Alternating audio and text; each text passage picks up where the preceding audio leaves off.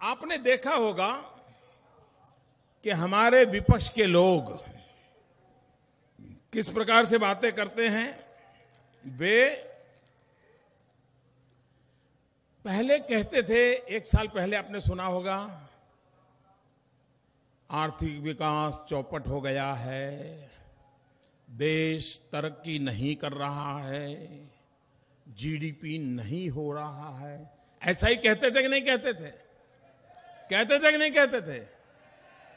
जब मैंने 8 नवंबर को रात को 8 बजे टीवी पर आकर के ये कहा कि मेरे प्यारे देशवासियों, पूरा देश जग गया, 500 और 1000 की नोट गई।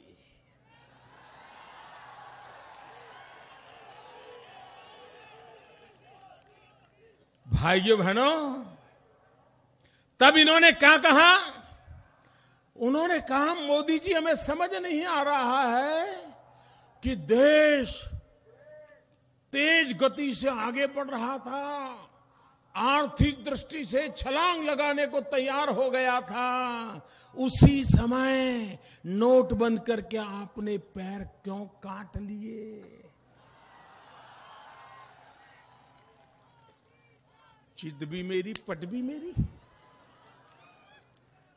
पहले कहते हैं आर्थिक विकास हो नहीं रहा, नोटबंदी कर रहा हूं तो बोले चौपट कर दिया, सब चल रहा था, अच्छा जा रहा था, तुमने ब्रेक लगा दी। फिर क्या किया? 3 महीने से आपने सुना होगा, रोजगार चले गए, किसान बर्बाद हो गया, बुआई नहीं हुई, फर्टिलाइजर ले नहीं रहे हैं, फसल नहीं हो रही है, उद्योग बंद हो गए, कारखाने बंद हो गए, देश पूरी तरह पिछड़ गया। और बड़े बड़े विद्वान, कोई हार्वर्ड के, कोई ऑक्सफोर्ड के, 30-40 साल से देश के अर्थतंत्र में बड़ा मौके का स्थान निभाने वाले बड़े अर्थशास्त्री, उन्होंने कह दिया, कोई कह रहा था 2% जीडीपी कम हो जाएगा, कोई कहता था 4% जीडीपी कम हो जाएगा। भाइयों बहनों, देश ने देख लिया हार्डवेयर वालों की सोच क्या होती है, हार्ड वर्क वालों की सोच क्या होती है। ये देश ने देख लिया।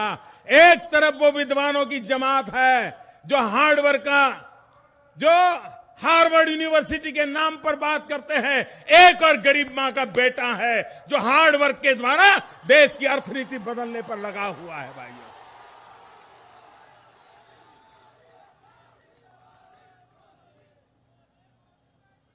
हार्वर्ड आगे बढ़ेगा कि हार्ड वर्क देश के किसानों ने दिखा दिया है, देश के मजदूरों ने दिखा दिया है, देश के ईमानदारों ने दिखा दिया है, हार्वर्ड से ज्यादा दम होता है हार्ड वर्क में। भाइयों बहनों, हिंदुस्तान दुनिया की सबसे तेज गति से आगे बढ़ने वाली इकोनॉमी में उसने अपना नाम दर्ज करा दिया है।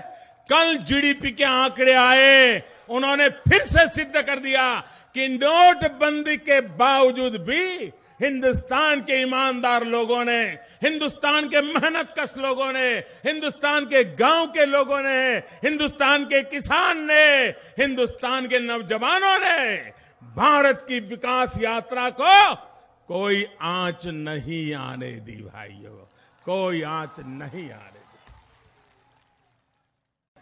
कांग्रेस के एक ऐसा नेता है, बड़े कमाल के नेता है।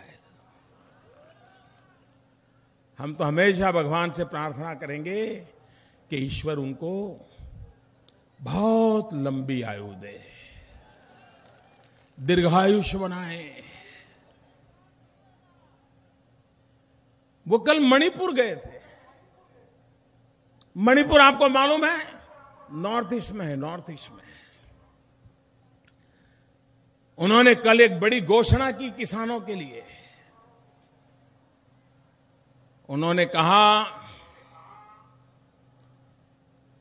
कि अब वो मणिपुर से नारियल का जूस निकालेंगे और नारियल का जूस निकाल करके इंग्लैंड में बेचेंगे। भाइयों बहनों, गरीब से गरीब बच्चे को मालूम होता है कि नारियल का पानी होता है, नींबू का जूस होता है, संतरे का जूस होता है, मौसम्बी का जूस होता है। भाई नारियल का जूस कभी देखा है क्या आपने? सुना है क्या? हो सकता है मेरा अज्ञान हो, लेकिन भाई बताइए। अब नारियल होता है केरल में और ये कहते हैं मणिपुर में नारियल का जूस निकलेगा। वो उत्तर प्रदेश में कहते हैं कि आलू की फैक्ट्री लगेगी। भाई फैक्ट्री में आलू होता है क्या? आप तो बताइए भाई, आलू फैक्ट्री में होता है क्या? आलू फैक्ट्री में होता है क्या? अब कांग्रेस के पास ऐसे नए होनहार लोग हैं जो कोकोनट का जूस बेचेंगे लंदन में, उत्तर प्रदेश में लगाएंगे आलू की फैक्ट्री। आपको कौन बचाएगा भाई? इनसे आपको कौन बचाएगा है बताइए। मैंने ऐसी सरकार कभी देखी नहीं भाई, जो जनता के प्रति जिम्मेवार ना हो, नीयत में साफ ना हो, और जो सरकार कहती हो कि सरकार का काम बोलता है।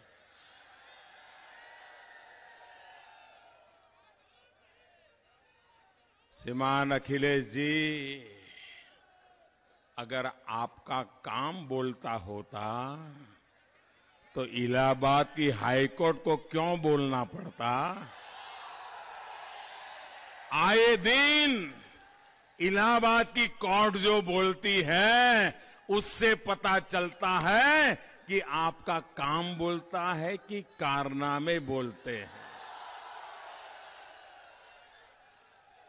शायद हिंदुस्तान में कोई राज्य सरकार ऐसी नहीं होगी जिसको हर सप्ताह अदालत से डांट पड़ती हो, फैसले रोक दिए जाते हो, फैसले निरस्त कर दिए जाते हो। क्यों?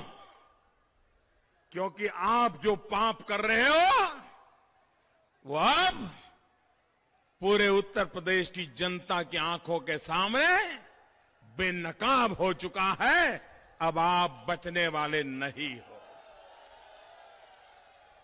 हमने उज्ज्वला योजना के अंतर्गत गैस के चूल्हे दिए।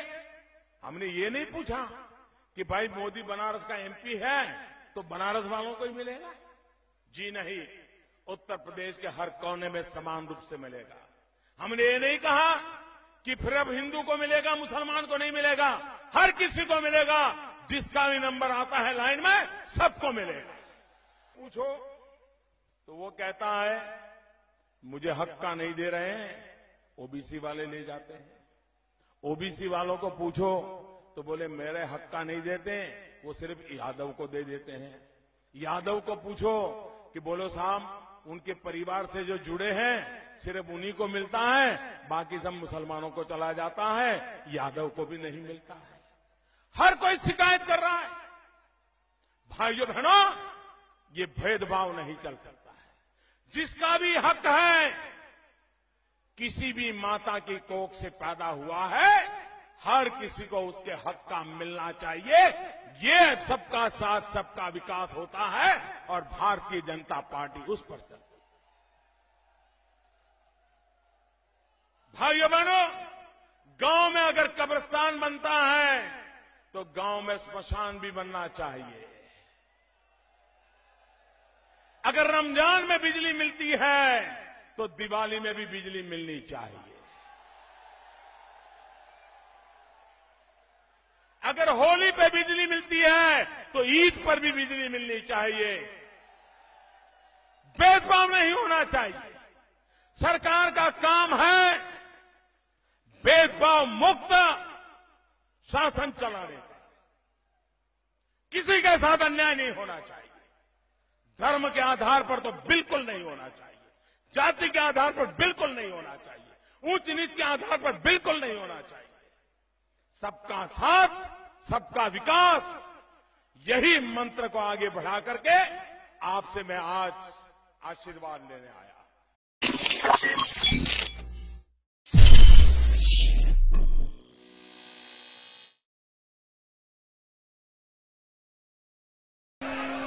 और मैं हैरान हूं, ये आपकी जातिवादी मानसिकता,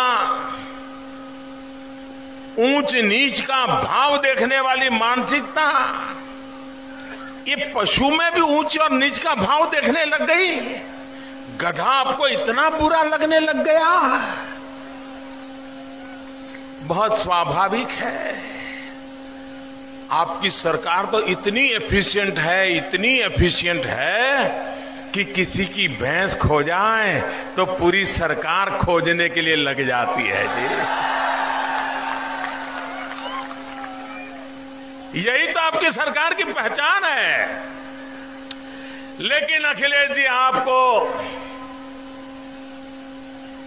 पता नहीं है, गधा भी हमें प्रेरणा देता है।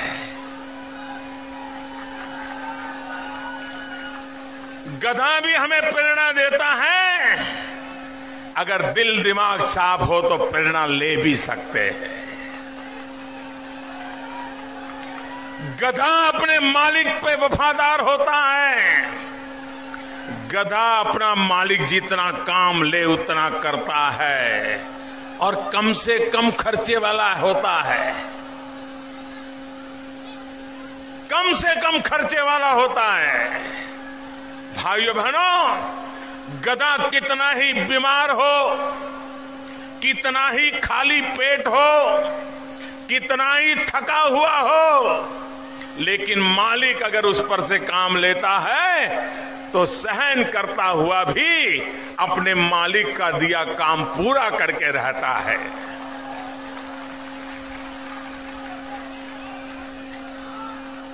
अखिलेश जी, ये 125 करोड़ देशवासी मेरे मालिक हैं।